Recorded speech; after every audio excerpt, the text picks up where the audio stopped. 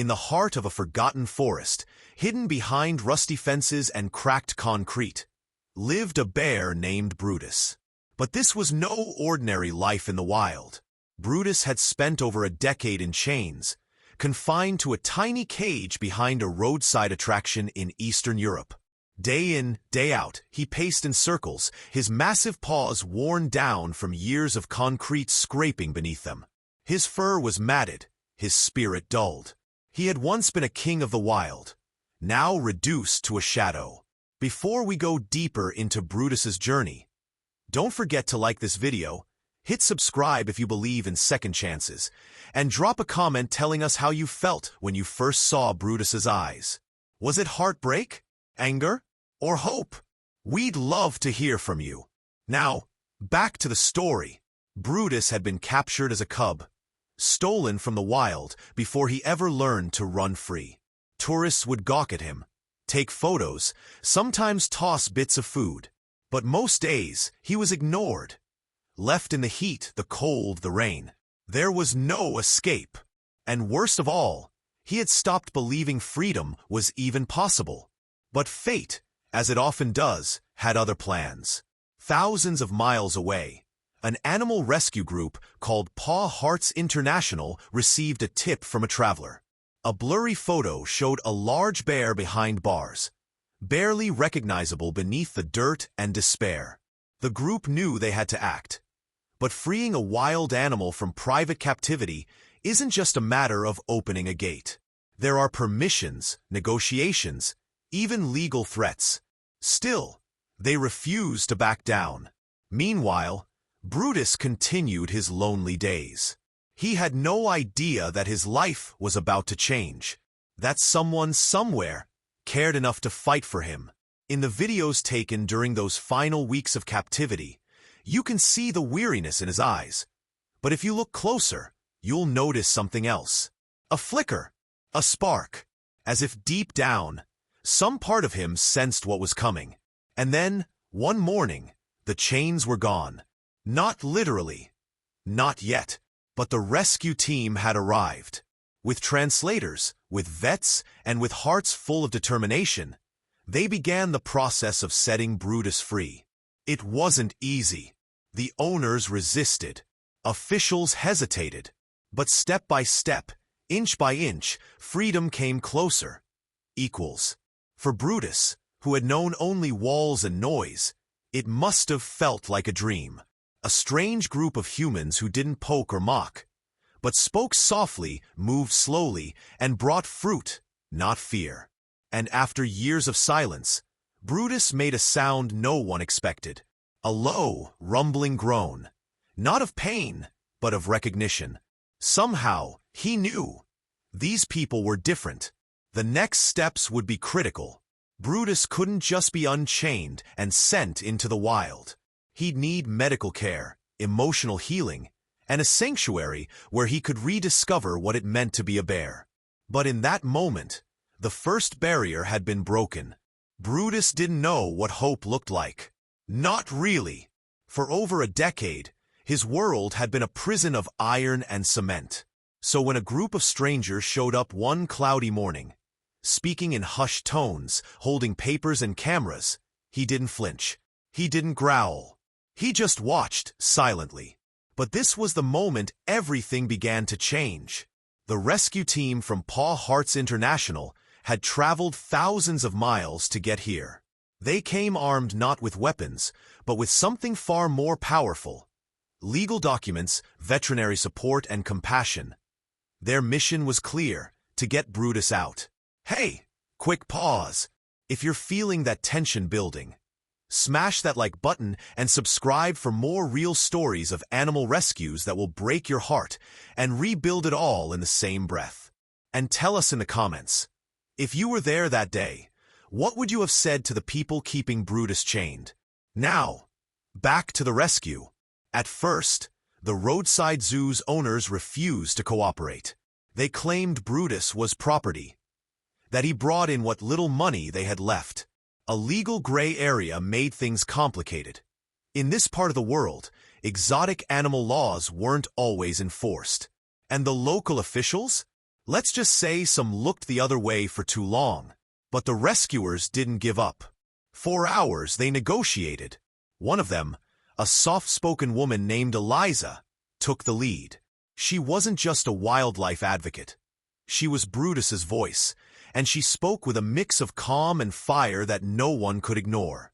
Then came the turning point. A vet from the team, Dr. Marin, requested to examine Brutus. After a tense exchange, the owners agreed, reluctantly.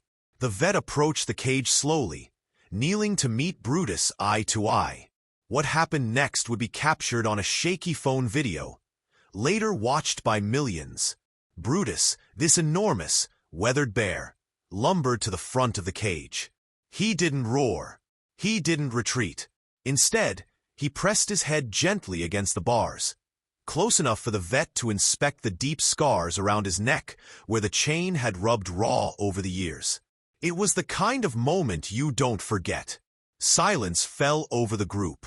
The owners looked away. Eliza saw it, that flicker of shame, of realization, and she leaned in. This animal is suffering. You know it. We all know it. Let us take him. Maybe it was the weight of the moment. Maybe it was Brutus himself. But finally, after days of back and forth, the owners signed the release. The chains came off. It took 3 strong handlers to safely unlock and remove the heavy collar. As it clattered to the ground, a collective breath was held. For the first time in over 10 years, Brutus was no longer tethered. He didn't run. He didn't bolt. He just stood there, blinking into the sunlight, unsure what freedom even meant. And then, slowly, cautiously, he took one step forward. It was small, wobbly, but symbolic. Brutus had left the cage, and while the road ahead would be long, he would never go back. Brutus's first step out of that rusted cage was a moment no one on the rescue team would ever forget. But what came next would test everyone's strength, including Brutus's. Transporting a full-grown bear across international borders is no easy feat. It requires permits, specialized vehicles, vet clearances, and nerves of steel. The team had one goal: to bring Brutus to Wild Haven Sanctuary, a protected wildlife reserve in the Carpathian Mountains where rescued animals are given a second chance at life. But the journey would span hundreds of miles, through winding roads, border checkpoints, and long hours inside a reinforced animal transport crate. Hey, if you've stuck with us this far, give this video a thumbs up, and don't forget to subscribe so you don't miss Chapter 4, where Brutus experiences his first swim ever. Drop a green heart in the comments if you believe all animals deserve a life of dignity and freedom. Alright, let's get back to the road. Brutus was sedated for the first leg of the journey, not just for safety, but to spare him the stress. But even sedated, the scars of captivity were clear. His body told a story of years lost. Overgrown claws, worn-down teeth, sores on his limbs, and a noticeable limp in his back leg. Dr. Marin, riding alongside the transport vehicle, studied the X-rays taken earlier that week. What he found was heartbreaking. Brutus had healed fractures in both his hind legs, likely from trying to stand up inside a cage that was far too small. This bear suffered more than we imagined, Marin whispered to Eliza. He's a survivor. For hours, the convoy moved through villages and valleys, drawing curious stares and the occasional tearful wave. News of Brutus's rescue had begun to spread. Locals watched the trucks pass with a mix of awe and quiet pride. Something about his story struck a chord with people. Maybe it was because he had suffered in silence for so long. Maybe it was because his freedom felt like hope for all of us. When Brutus finally awoke during a rest stop at the border, he looked around in confusion. No bars, no cage walls, just the open sky and fresh mountain air pouring through the ventilation slots in his crate. And then something beautiful happened. A small breeze carried the scent of pine trees and wildflowers. Brutus lifted his nose and inhaled deeply, his first real taste of the wild in over a decade. The team watched quietly as he let out a low, contented grunt. It wasn't a roar. It wasn't loud, but it was powerful. "I think he knows," Eliza whispered. "He knows he's going home." After clearing customs and traveling deep into the sanctuary's protected forest, the truck finally came to a halt. It was dusk. The sky was pink, the air was cool, and the mountains stood tall, silent witnesses to a bear's return to life. Brutus's new enclosure wasn't a cage. It was a vast tree-filled habitat, complete with grass, logs, dens, and a small stream. A true sanctuary. The team opened the crate door and waited. At first, Brutus hesitated. The world was too big, too open, too unfamiliar. But then, one paw reached out, then another. And for the first time in 14 years, Brutus touched real earth. His claws sank into soft soil. His eyes scanned towering trees. His body relaxed. He was finally home. Brutus stood still, his massive body tense as his eyes scanned the open forest space around him. Trees rustled in the breeze. Birds chirped from the treetops. And the earth beneath his paws felt unfamiliar, soft, forgiving. Nothing like the cold concrete he'd known for over a decade. He took a step forward, then another, and suddenly, as if some ancient instinct flickered back to life, Brutus broke into a slow, lumbering trot, his first real movement in freedom. Before we go deeper into this heartwarming chapter, take a second to like this video if you're smiling already. Subscribe for more real-life rescue stories that renew your faith in kindness, and drop a comment with the word free if you believe every animal deserves a second chance. Now, let's go back to Brutus. For the first 2 days, he was cautious. He explored his new habitat slowly, sniffing everything, observing silently. The rescue team, watching from a nearby platform, gave him space, no pressure, no expectations. But on the 3rd day, something shifted. One of the sanctuary workers, Marta, had gently tossed a few apples and blueberries near a small stream in the enclosure. As Brutus ambled over to investigate, he paused at the water's edge. It was clear, cool, and gently moving, the first natural water he had ever seen. And then, in a moment caught on camera that would later go viral, Brutus did something that stunned even the most seasoned animal behaviorists. He plopped right into the stream, sending a splash skyward, and let out a low, rumbling groan of satisfaction. Then he played. Yes, played. He pawed at the water, snorted as it splashed his face, even rolled onto his back, legs in the air like a carefree cub. This was joy. Raw, real, unfiltered joy. It was as if decades of pain had been washed away in that moment. Marta wiped her eyes. "He's finally starting to feel safe," she whispered. Over the next few weeks, Brutus transformed. Not just physically, but emotionally. His fur began to regrow its shine. His eyes brightened. His limp lessened with therapy and care. And more than anything, his spirit came alive. One day, sanctuary staff placed a giant enrichment ball, basically a bear-sized toy, in the center of the enclosure. Brutus eyed it suspiciously at first, then gave it a cautious swat. 10 minutes later, he was pushing it with his head, chasing it down small slopes, even pawing it into the stream and watching it float. It was pure play, something he had never known before.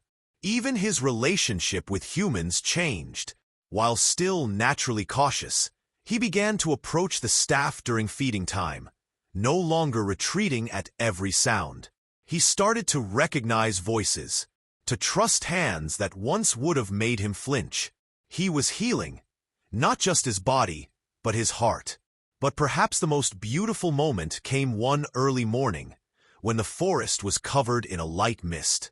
Brutus walked out into the clearing, sat beneath a tall pine tree, and tilted his head toward the rising sun. He stayed like that for nearly 10 minutes, breathing, soaking it in. A life once stolen was finally being lived. The sky darkened quicker than expected that afternoon. Thick clouds rolled over the sanctuary, and the calm mountain breeze gave way to a chilling wind. A thunderstorm was coming, and for most of the animals at Wild Haven, it was just another passing squall. But for Brutus, it would awaken something buried deep inside. You see, storms had never been just storms for Brutus. In the years he spent chained behind that roadside cage, he had no shelter. Rain would lash his back. Thunder would crack above him. He had nowhere to hide, and no one to comfort him. And as the first boom of thunder echoed across the trees, something inside Brutus snapped. Hey, real quick. If you've ever experienced a trauma that made you flinch at harmless things, you understand Brutus right now. Tap like if this hits home. Subscribe if you believe in emotional healing for all creatures, and share in the comments. What helped you feel safe again? Now, back to our story. As the rain began to fall, Brutus bolted. Not with curiosity, not with playfulness, but with fear. He rushed into the farthest corner of his enclosure and began pacing, faster than he had since his arrival. His chest heaved. He growled softly, agitated, confused. He was reliving it. The chains, the cold, the helplessness. Marta, watching from the shelter, knew what was happening. "We need to calm him before he hurts himself," she said, grabbing an old blanket. One that had Brutus's scent on it, and a bucket of grapes, his new favorite treat. She approached slowly, not entering the enclosure, just sitting by the edge under the rain, calling softly, "Brutus, it's okay. You're safe. You're safe now." For hours the storm raged, and Brutus didn't move from the corner. But he didn't harm himself either. He just watched, waited, shivered. When the rain finally stopped and the sky began to clear, Marta was still there, soaked to the bone, blanket in her lap, waiting. And then, just before dawn, Brutus turned around. Slowly, cautiously, he walked toward her. He didn't come close, not quite, but he came far enough, close enough to take a grape from her outstretched hand, before lumbering back to his shelter and curling up on the straw bedding. It wasn't just a sign of hunger. It was a sign of trust. The next day, Brutus was different, quieter, more reflective. He stuck close to the trees, spending hours just lying in the sun. But the staff knew. He had faced one of his oldest demons and come out the other side. That week, they built a special storm den, just for him, sound-insulated, cozy, and stocked with the things he loved most. Fresh bedding, calming scents, and enrichment treats. And when the next rain came, Brutus didn't panic. He watched from his den's entrance, and didn't hide. He was still healing, but now, he wasn't afraid to feel. It's in moments like these, quiet, messy, human, that we realize how much animals like Brutus teach us about resilience. A year had passed since Brutus's rescue, and each day he seemed to grow stronger, more confident, and more joyful. The staff at Wild Haven were in awe of how far he had come. From the broken bear they found behind rusted bars, to the thriving, powerful creature who now roamed the sanctuary, Brutus had reclaimed his life. But there was one thing no one expected. Brutus's bond with the sanctuary staff was undeniable. Marta, in particular, had become the closest to him. She was the first one who had shown him trust, patience, and gentleness. And in return, Brutus had slowly let his guard down, revealing a side of himself no one could have predicted. One early morning, the sanctuary team gathered to witness a moment they never thought they would see: Brutus, standing at the edge of his enclosure, staring out toward the wide-open forest beyond the fences. A truck had arrived that morning, carrying several other animals rescued from captivity. They were to be introduced to the sanctuary in the same careful, protected way Brutus had been. But as the new animals were unloaded and led into their enclosures, something extraordinary happened. Brutus did not retreat. He did not pace. Instead, he stepped to the gate of his own enclosure, turned his head toward the other bears, and let out a soft, almost peaceful growl. It was a greeting, a message that said, "You are welcome here." The staff were stunned. It wasn't just the fact that Brutus had acknowledged the new arrivals. It was the way he did it. This bear, who had spent so many years locked in fear and solitude, was now offering companionship.